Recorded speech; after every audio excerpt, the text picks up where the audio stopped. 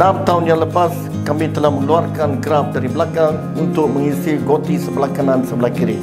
Hari ini, mari kita melihat. Inilah janggut, sini ada ruang kosong. Kami telah mengisi dan goti ini dari misai ke janggut telah disambungkan dan nampak natural dan memuaskan. Inilah goti sebelah kanan, inilah goti sebelah kiri. Dan selepas 6 tahun, beliau telah kehilangan rambut sudah nipis dan kawasan ini sudah receded. Dari hari ini kita akan mengisikan kawasan di sini dengan teknik Smart FUE.